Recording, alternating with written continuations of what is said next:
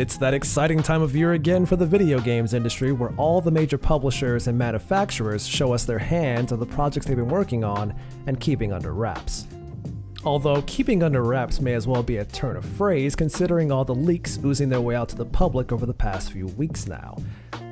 E3 is only a week away, and the anticipation of what we know and don't know is part of the fun of what makes E3 as exciting of an event that it is each and every year.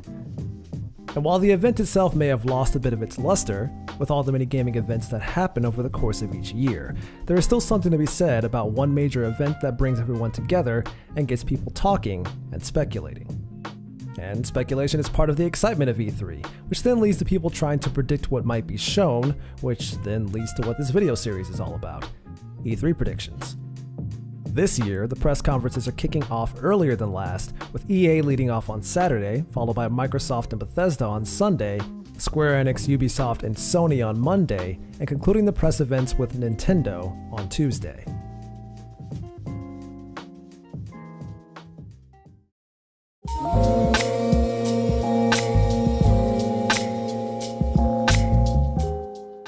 With EA being first out of the gate, we'll start off these predictions with them, and talk a little bit about what's already been confirmed first. Over the past year, EA has been slowly opening the bag on the projects they've been working on. Many were already confirmed at last year's E3, such as Anthem for example, and they've already confirmed that it will be making another showing this year.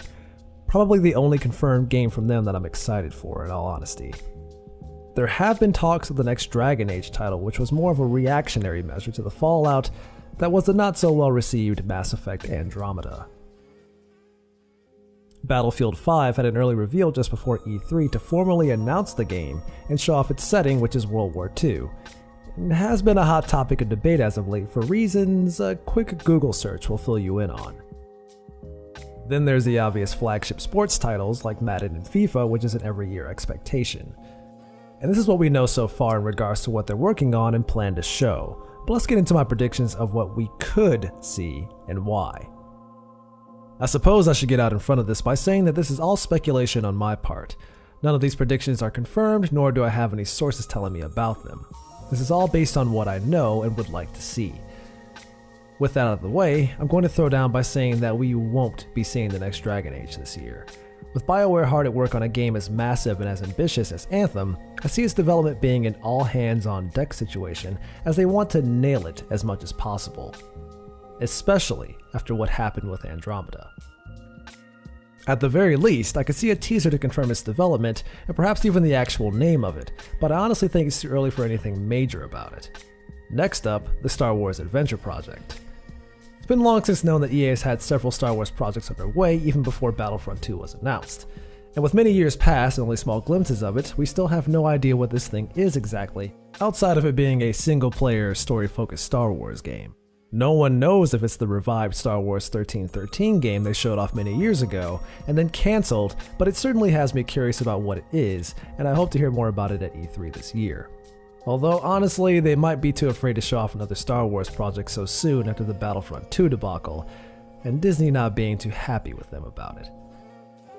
Lastly, with the release of Burnout Paradise Remastered, I feel like there had to have been some talks about a new Burnout attached with it.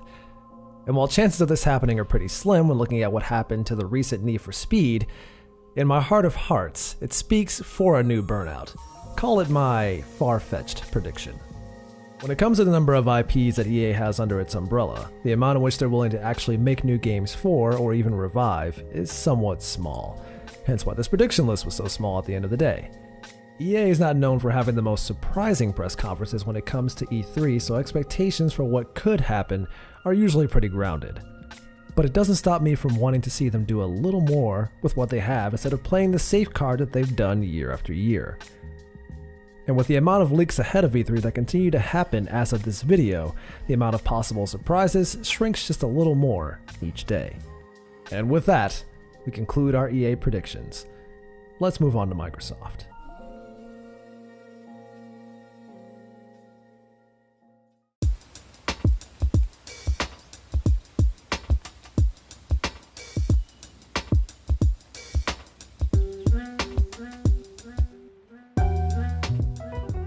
The latter half of 2017 was a big moment for Microsoft as they had finally launched a new mid-generation console to go up against Sony's PS4 Pro. The Xbox One X got people talking, as it was advertised as the world's most powerful console and was proven to be just that. Playing games at or close to native 4K more so than the competition. But there was this ever-looming question that seems to follow them year after year, E3 after E3. Where are the games? Which may be seen as a means to belittle what they have. In reality, the Xbox One platform has plenty of games to play, and Microsoft's launch of their backwards compatibility catalog with Xbox 360 and Xbox games, their selection has only gotten bigger. So the real question people are asking is, where are the exclusives?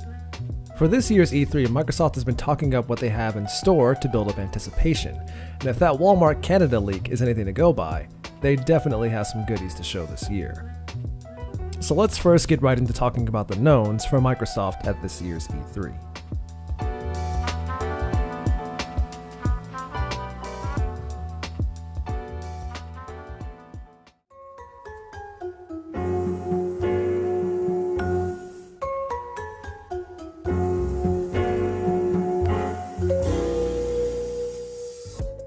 The Walmart leak let a couple of cats out of the bag for Microsoft already, that being the next Gears of War and Forza Horizon. Gears of War is a strange one considering it's only been 2 years since Gears of War 4. This would imply that they were hard at work on the next entry right after 4. But the overall idea of it isn't too surprising, as it's clear that this new story arc was intended to be a trilogy, especially with the way 4 ended.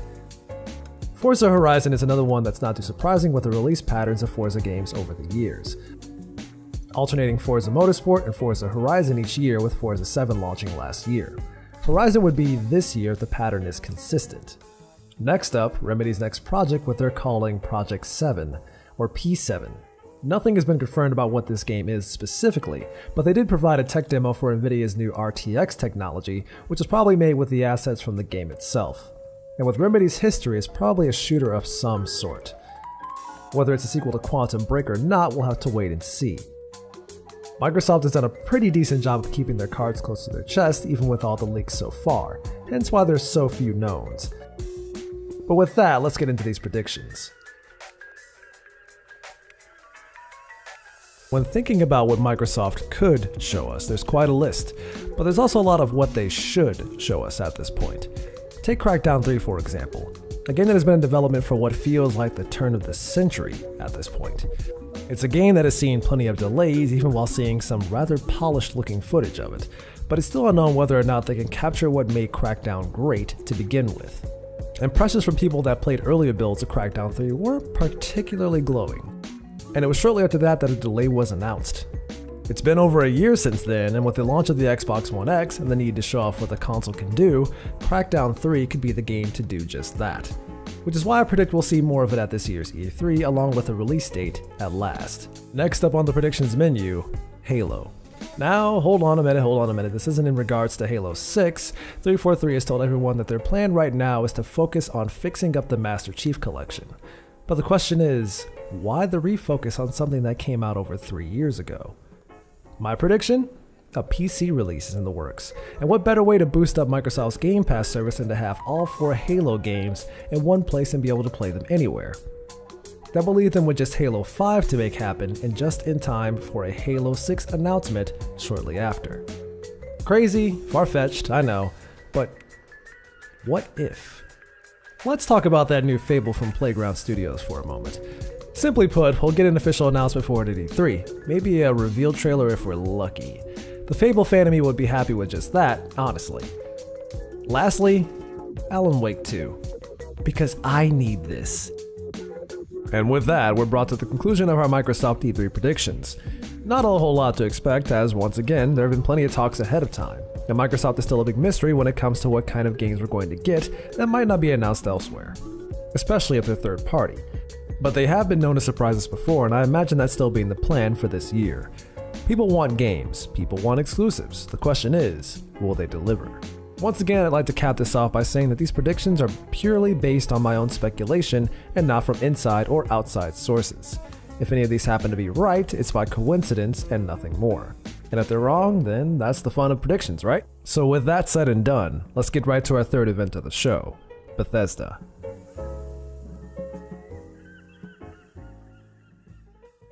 Is everything your mother ordered and a ration card.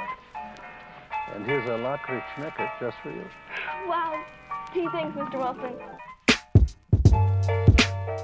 Like everyone else, Bethesda was also hit with the infamous Walmart Canada leak, and ended up revealing one of their biggest surprises weeks before the E3 hype had even begun. But when it comes to Bethesda's overall library, much of it involves games that take many years of development time before they're even ready to be revealed or announced. Hence why the past E3s for them have had so little to show. And the recent leaks ruining part of that and forcing them to get out ahead of it had probably taken a few noteworthy surprises from their belt. That's not to say that they won't have anything new to show. Part of the E3 excitement is the mystery and surprise. My expectations and predictions have been somewhat curbed for obvious reasons. This is all just a painfully elaborate way for me to say, leaks suck. With that out of the way, let's talk about what we know for Bethesda this year.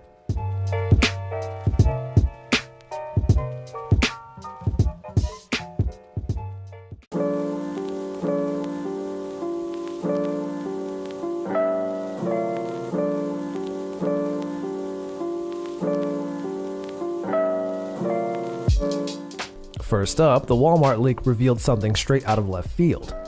Rage 2? What? Let's be honest here, Rage was an ambitious game putting in first-person shooting and vehicular combat and racing. The shooting felt good, something the folks at id Software clearly spent a considerable amount of time getting right. But that's about all I can remember from it, as the game wasn't exactly critically acclaimed and kind of fell away from any topic of discussions in the years that followed. So it took everyone by surprise and even brought Walmart's integrity into question when it showed up on the Walmart Canada leaked image. In fact, it was the game that got the most attention, to the point where it forced Bethesda's hand to get out in front of it by having the official Rage Twitter account jokingly tweet at Walmart about it, only to announce a reveal trailer shortly after. Honestly, this would have been a pleasant surprise announcement during their press conference, as no one saw this coming, and it would prove that Bethesda is willing to give projects a second chance regardless of the outcome. Another shocker about this is that it's not being developed by id this time, but instead Avalanche Studios, the Mad Max and Just Cause team. So there's at least a guarantee that the explosions will look amazing. The game is set to release in the spring of 2019, and we may very well see more of it at E3. Let's talk about another game that was also revealed ahead of E3, and that's Fallout 76. The Bethesda Twitter account teased this one by announcing a live stream to reveal the game in advance to get people talking, which is what you do when you want to garner interest. And everyone was speculating what it might be. A new Fallout, Elder Scrolls 6, Skyrim on Texas Instrument calculators? But everyone's mind was blown with the announcement of another Fallout, only 3 years after 4's release. But details about what the game was exactly were a bit scarce, up until Kotaku hit us with an info dump about what the game actually is. An online survival game taking inspiration from games like Rust and DayZ. Something in which, when you think about the setting of Fallout as a whole, a survival game does make a lot of sense. And with a demand for an online component, or even co-op of some sort for quite some time, this could potentially satisfy that audience. Chances are we'll see more of this at E3. Now, let's hop over to my predictions for Bethesda at E3. This could technically be seen as a known, as it's been hinted at over the past few months now, but the question is whether or not we'll see it at E3 and what it is exactly. And that is Prey. Not the standard game, but the supposed DLC/expansion. Whatever you want to call it, but we know something is in the works. In terms of setting, this one seems to involve that mysterious ball of rock known as the Moon and what could potentially be there. The in-game lore constantly talks about the Moon as if something unknown and deadly is there. The fact that there hasn't been any real announcement or info on this tells me that it may in fact be bigger than just a piece of DLC. I'm thinking along the lines of the Dishonored game that came out last year, which was a standalone piece of content taking place in the world of Dishonored 2. Something tells me that whatever this new Prey content is, it may very well be treated the same way. More substantial than just DLC. I'm predicting that we'll definitely hear more about this at E3. I'm going to come out of left field here and say that we won't be seeing anything related to Elder Scrolls 6 at E3. Why? Because of Elder Scrolls Online. That seems to be their moneymaker, and with them constantly releasing expansions for it, it would be a kick in the face of their user base to just up and release a new Elder Scrolls this soon after the MMO has finally hit its stride. What we'll probably see instead is an announcement for new expansions to the game to keep players coming back. MMOs are a rough project to maintain, but as the successes have shown us, once they find their target audience, they quickly become a form of steady flow financially. Sure, it's not as big as WoW or Final Fantasy XIV, but they seem to be pretty happy with where ESO is right now. Expect announcements on the main stage for this, guaranteed. For the sake of this segment not being 1 minute long, I'm going to throw in another crazy prediction and say that a new IP will be revealed at the show, something that managed to escape the constant leaks preceding the event so far. When it comes to the library that Bethesda has, the overall amount is pretty limited, which is made for some pretty uneventful press conferences in terms of surprises.